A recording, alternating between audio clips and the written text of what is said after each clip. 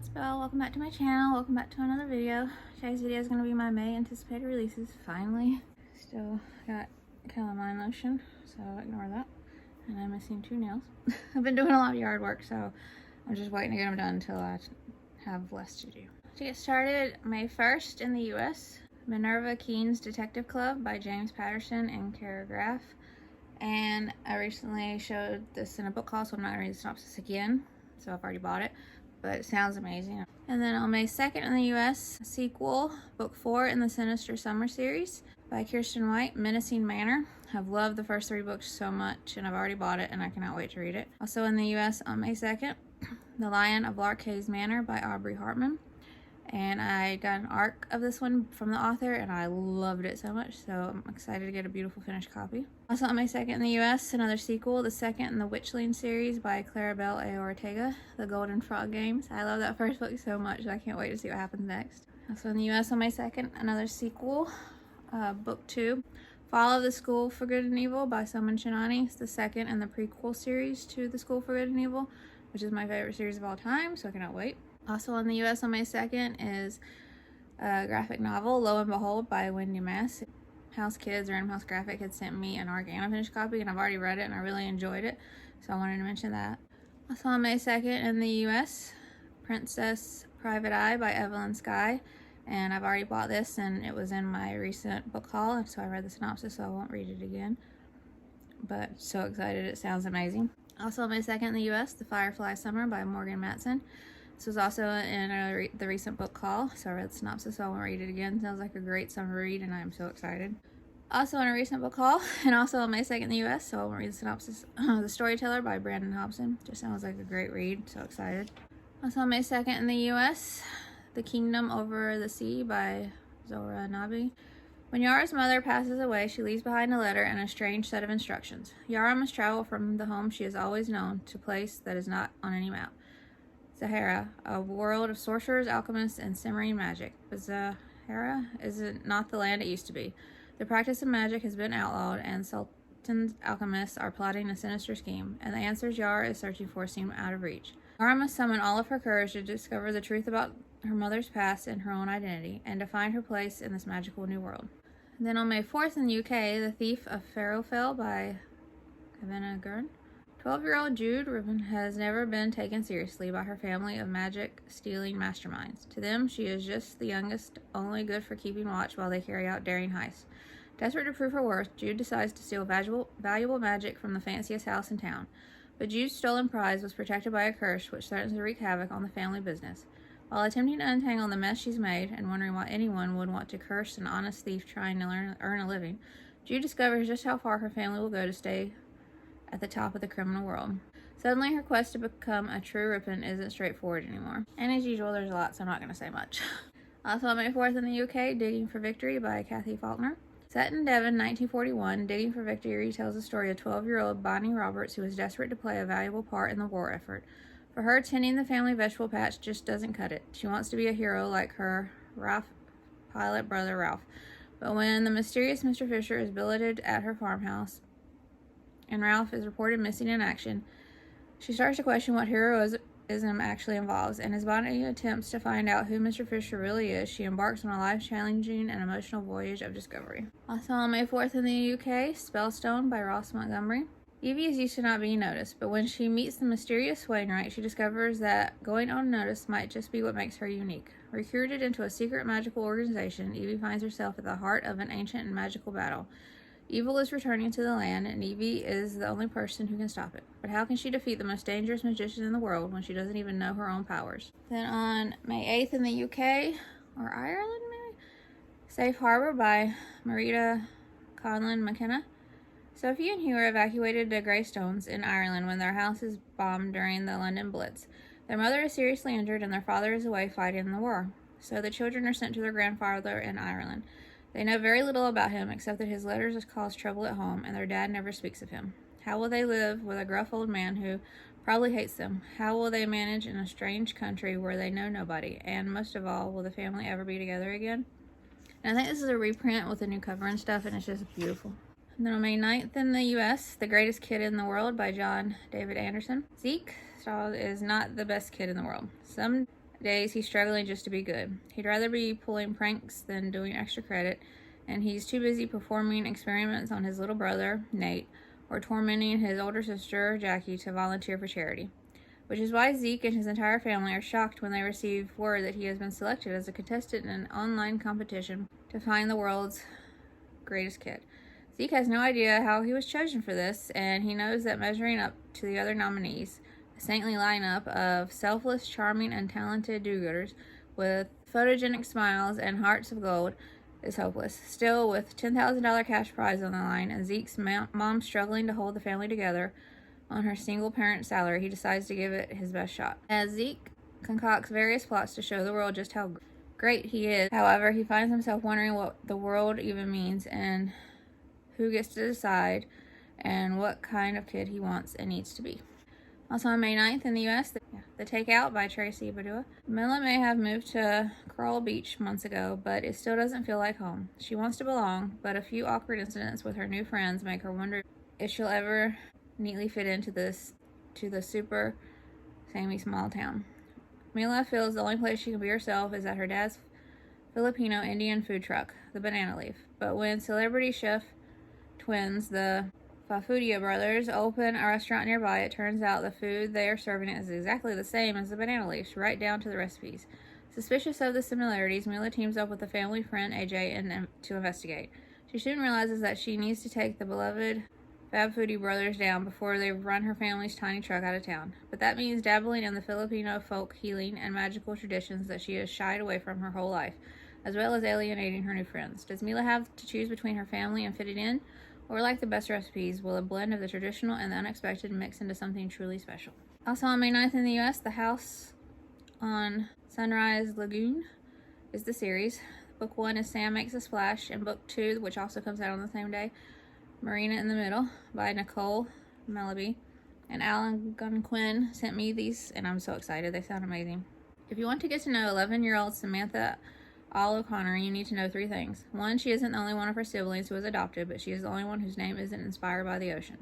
2, she and Harbor always compete with each other to be the best oldest sibling, and just about everything else. And 3, she is determined to prove she's a real O'Connor by taking over the family business, repairing and charting boats. Except there's a capital P problem. Her mother has been serious whispering about selling the business before summer's end.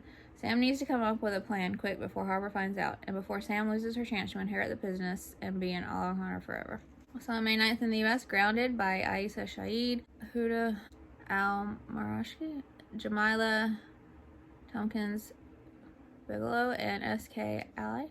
When a thunderstorm grounds a flight following a huge Muslim convention, 4 unlikely kids are thrown together. Feek is stuck babysitting his younger sister, but he'd rather be writing a poem that's good enough for his dad, a famous poet and rapper. Hannah is intent on finding a lost cat in the airport, and also on avoiding a conversation with her dad about him possibly remarrying. Sammy is struggling with his anxiety and worried that he'll miss the karate tournament that he's trained so hard for. And Nora has to deal with the pressure of being the daughter of a prominent congresswoman when all she really wants to do is make fun knock-knock videos. These kids don't seem to have much in common yet. So on May 9th in the U.S., Epic Ellison's Cosmos Camp by Lamar Giles. School's out, and Winston and Lean Ellison are facing a new challenge. Their first summer apart. Genius inventor Lean has been accepted to P.D. Thunkle's world-famous summer training program for STEM prodigies with their eyes on the stars. Meanwhile, Wiki is looking forward to her first summer on her own, running the family corn stand and outclassing Otto and Sheed Austin. But the night before Lean's departure, the twins find out that Wiki has also been accepted into the same camp, even though she didn't apply. And they are not thrilled. This summer was never supposed to be a twin thing. The situation soon goes from bad to worse because the Ellisons haven't been invited just to participate in the program. They're there to solve a mystery.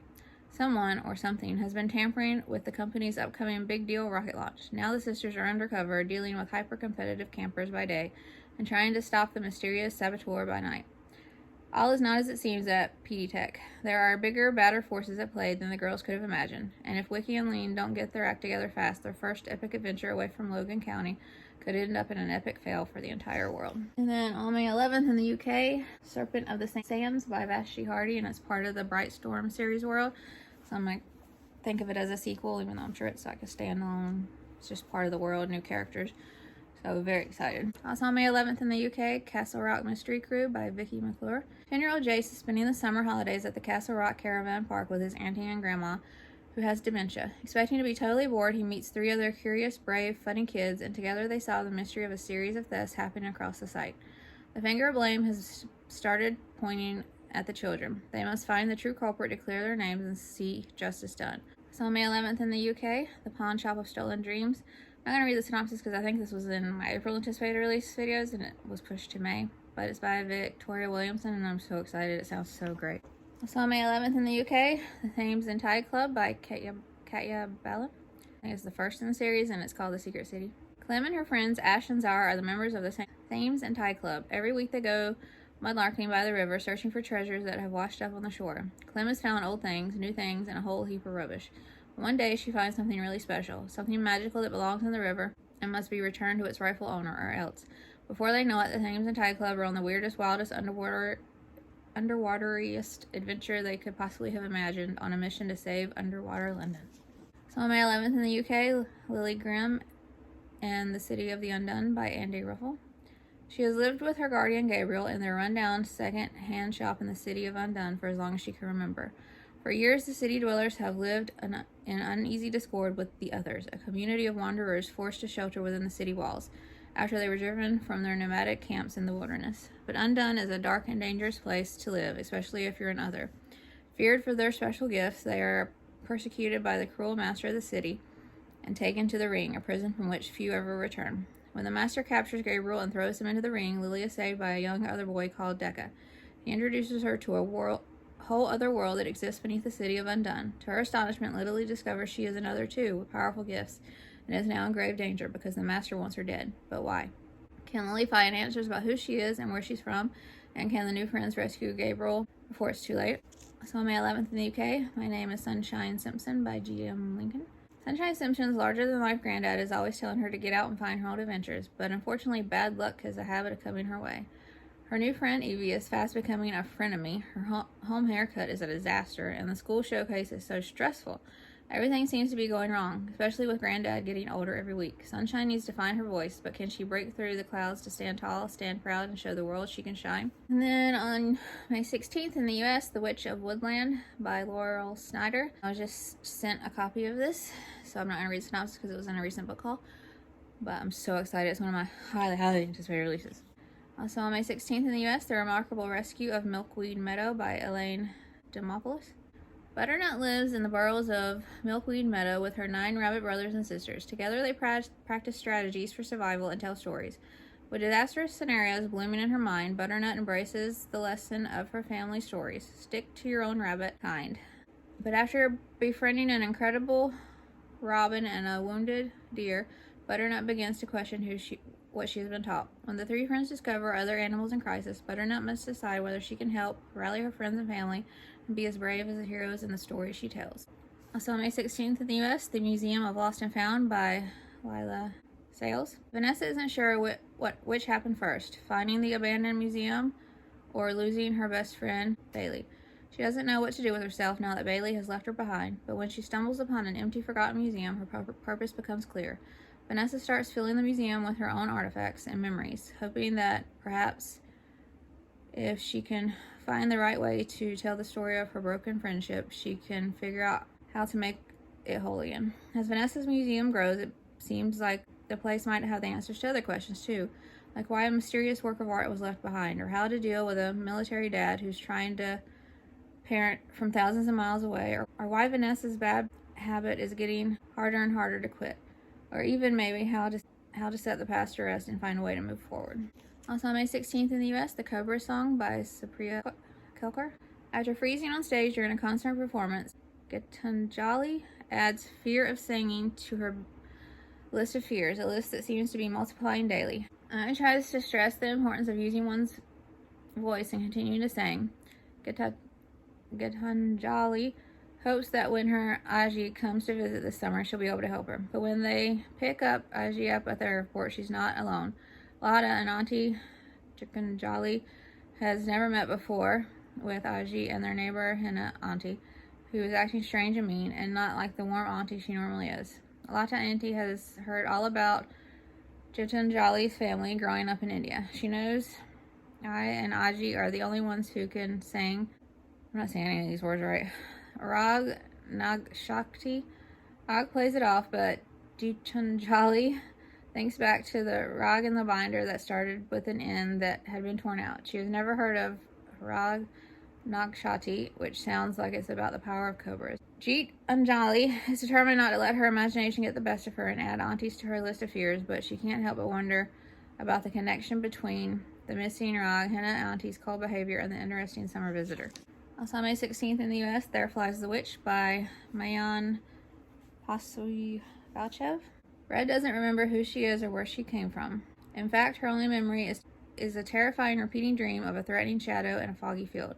But after many years, she wonders if that's just something she made up. Red does know that she now belongs with Yakaka, the witch who rescued Red when she was a little girl. Full of power and magic, Yakaka travels the world, healing the planet when it calls for her help. Yakaka carries Red between the wings on her back during these journeys, teaching her the skills of witchcraft, storytelling, and healing, skills Red can never seem to master. After a dangerous mission leads to Yakaka and Red's fallen from a great height and into the stormy ocean, Red wakes up alone on a seemingly deserted island. Days later, a young boy and his mother find Red and help her recover. For the first time, Red has a friend her own age to play with and a chance to live a different kind of life. But what happened to Yakaka? Also on May 16th in the U.S., Ruby Lost and Found by Christina Lee. And I recently had this in a book called too. It was sent to me. Thank you so much. So I won't read the synopsis again, but I'm so excited. And then on May 23rd in the U.S., Second Chance Summer by Sarah Caput.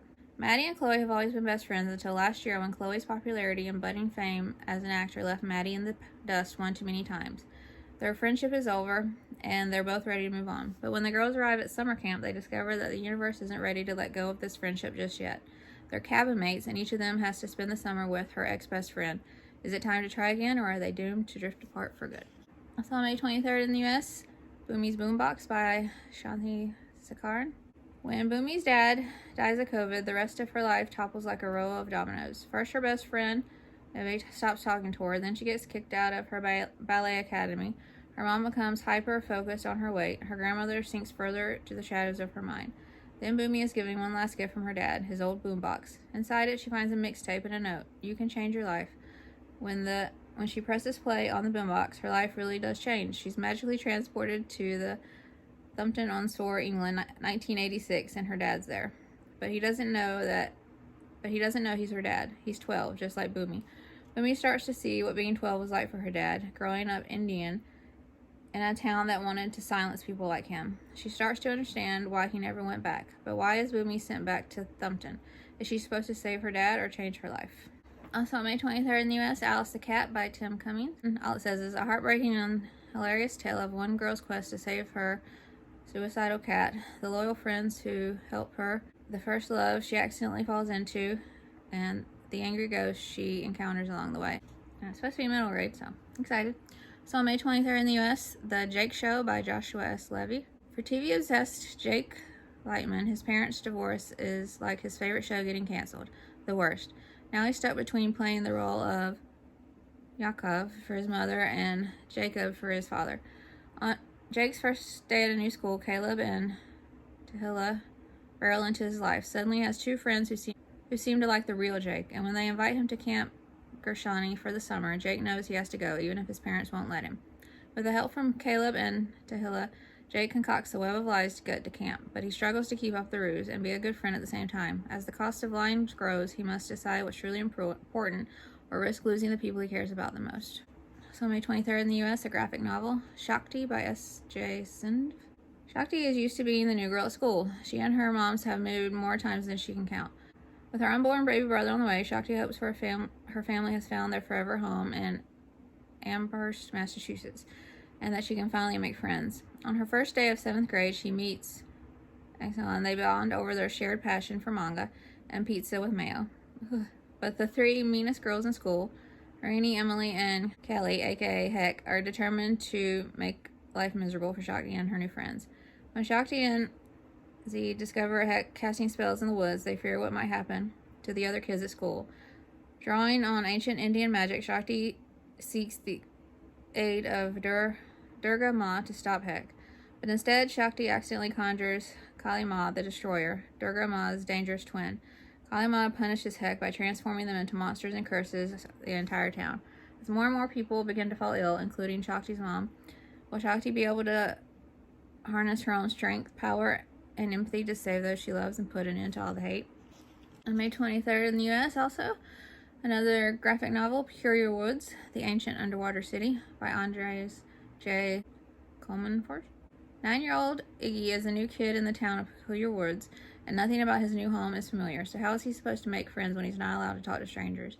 On his first night in the strange new town, Iggy gets lost in the woods, where he discovers he can speak to inanimate objects. He soon teams up with his blanket, Faye, a talking chair, and yoga enthusiast named Boris, and a pair of spirited chess pieces, and sets out on an epic quest to help his new friends solve their problems. Along the way, Iggy and friends encounter the nefarious washing machine, Lazarus Gallington, and begin to uncover the mystery of the flooded town. Throughout his epic quest, Iggy discovers the value of friendship, while also discovering what needs to be done to save the entire village before it's too late.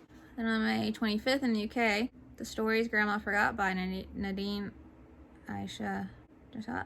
12-year-old Nyla's dad died when she was 4, or that's what she's been told. So when Grandma Fonda insists she saw him in the supermarket, Nyla wonders if she's time traveling again, the phrase she uses when Grandma forgets. But when Grandma asks Nyla to find her dad and bring him home, Nyla promises that she will. As Nyla sets out on her journey, she hopes that uncovering the past will help her to understand the mystery at the heart of her family and to work out who she is. Also on May 25th in the UK, Cosima Unfortunate Steals a Star by Laura Noakes. Cosima Unfortunate has spent all her life at the Home for Unfortunate Girls, a school where many disabled children or children deemed different are sent, whether their families want it or not. It is there that she meets her friends, Pearl, Mary, and Daya, and they start to practice mini heists involving the thefts of cake, biscuits, and other sweet goodies. But when Cos finds out that Lord Francis Fitzroy, the explorer behind the Empire exhibition, is planning to adopt them, she and her friends plot the biggest heist of their life. Instead of fondant fancies, they're going to steal Fitzroy's prized tiara containing the legendary Star Diamond of India. But as they start preparing for the day, Cosima finds herself drawing ever closer to discovering the one secret she always wanted to know, the truth about her parents. So in May 25th in the UK, Clarity Jones and the Magical Detective Agency by Chris Smith. When Mutt gets a job as an apprentice at the leading detective agency in the realm of Relia, he's not expecting to work with ex-princesses, snow goblins, and the most notorious assassin of the White Hand Clown. And he's definitely not expecting to be thrown in the deep end on the agency's toughest and most dangerous job yet, the mysterious case of the Vanishing Gesture. On May 30th in the US, The First Magnificent Summer by R.L. Tolson. 12-year-old Victoria Reeves is all set for her first magnificent summer with Dad, even though it's been more than 2 years since she's last saw him. She's ready to impress him with her wit, her maturity, and her smarts, at least until he shows up for the long road trip to Ohio with his new family, the replacements in tow. But that's not the only unpleasant surprise in store for Victoria. There are some smaller disappointments, like being forced to eat bologna even though it's her least favorite food in the world, and then there's having to sleep outside in a tent while the replacements rest comfortably inside the family RV. But the worst thing Victoria grapples with is when she begins to suspect that part of the reason Dad always treats her as less than is for one simple reason: she's female. As Victoria captures every moment of her less than magnificent summer in her journal, she discovers that the odds are stacked against her, and the constant no one knows is a contact. Not only does her wit begin to crumble around Dad's multiple shaming jabs, but she gets her first period. And when Dad does the worst thing yet, she realizes she has a decision to make. Will she let a man define her? So May 30th in the US, Gossamer Summer by H.M. Malone. All started when JoJo saw a fairy but said she didn't. After all, fairies aren't real, and if they were, they wouldn't look like that. No, JoJo did not see a small, green, muddy person. Her sisters have no problem believing, though. They begged JoJo to finish the story she started telling long ago, but since the death of their beloved grandmother, JoJo hasn't felt like talking about magic, even if her sisters still believe. Instead, the sisters decide to make fairy gardens to entice the new kid across the street to come play. Their plan works, but it also catches the attention of creatures that bear an uncanny resemblance to the bedraggled fairies JoJo invented. Stories can't come to life, though, can they? Yet the danger is real enough. With the questionable help of a very self-satisfied cat, the sisters and their new friend, Theo, set off on an adventure to save the fairies from a flock of terrifying birds made of bones. But making everything right again will require a different kind of magic, the magic of sharing stories and letting go. Also May 30th in the US, Gnome is Where Your Heart Is by Casey Lyle. Lemon Peabody loves spending time with Grandpa Even though he's been diagnosed with Alzheimer's and moved to an assisted living facility, he's still the same funny, loving grandpa he's always been. One of Grandpa's claims to fame is his story about meeting an alien years ago, and that it looked like a garden gnome. Ever since, it's been something of a town-wide joke and the cause of a rift between Grandpa and Lemon's dad. Lemon is determined to find those extraterrestrial gnomes and vindicate Grandpa away, while Grandpa can still remember it. Late one night, after seeing the flash of a spaceship during a storm, Lemon enlists the help of two friends to find out what might have crashed in the woods. But then the aliens find her, and nothing goes the way she expected. Lemon is sure she can convince the aliens to fix Grandpa Waite's memory and bring back the Grandpa she misses so much for good. But the aliens are dealing with problems of their own. With a little creativity and compassion, maybe they can all help one another. So on May 30th in the U.S., This Close to Home by Beth Turley. Brooke's mom always used to tell her it's just a game, but now that Mom's gone, Brooke is finding it hard to keep softball as just a game when so much of her mom's memory is woven into her favorite sport. And it doesn't help that her older sister, Kala, has started avoiding the field, and Dad doesn't have much time to toss the ball in their backyard or go to all her games. Then Brooke and her best friend Derek come across an album full of photos from when their town celebrated its annual Lake Fest, a summer picnic that brought the whole community together at Brooke's parents' lake houses. When she brings up the idea to revive the event, Dalla and Kala shut her down, but Brooke is certain that Lake Fest can bring joy back to everyone in her town. Maybe if her team of Derek and an unexpected classmate can pull off the picnic, her family can learn to heal and grow and create new memories, and Brooke can discover that she's capable of more than she ever imagined. And then lastly, on May 30th in the U.S., Back to the Bright Before by Catherine Nolte. An 11-year-old Pete Martin's dad falls from the ladder on their family farm, and is it just his body that crashes to the ground. So does every hope her family had for the future. Money is scarce, and Pete's mom is bone tired from waiting tables at the local diner, and even with the extra hours, it's not enough for a third surgery for Pete's dad. Her 5-year-old brother Simon now refuses to say anything except the word cheese. Worst of all, the ladder accident was Pete's fault. She's determined to fix things. It's not Pete, it's Pets. I don't know why I keep saying Pete. She's determined to fix things, but how? Good old-fashioned grit and maybe a little bit of magic. When a neighbor recites a poem about an ancient coin hidden somewhere on the grounds of the local abbey, Pet forms a plan. With her brother, a borrowed chicken, and a stolen pony, Pet runs away from home. If she can find the coin, Daddy can have his surgery, Mama can stop her constant working, and Simon might speak again. But Pet isn't the only one who wants the coin, which means searching for it's more dangerous than she ever imagined. Alright, that's it for this video. Are you excited about any of these? Let me know in the comments, and I hope you enjoyed the video. And I hope you're having a great middle grade May, just like I have been. I've been working so much outside the past few days. I haven't read in a few days, which is driving me crazy because I was reading so much. But I have already finished so many for May, and I'm so excited. If you are participating in middle grade May, I hope you're enjoying it. And I hope you enjoyed the video. And if you would like to subscribe, I would love that if you'd like to. And I'll see you in my next video. Bye.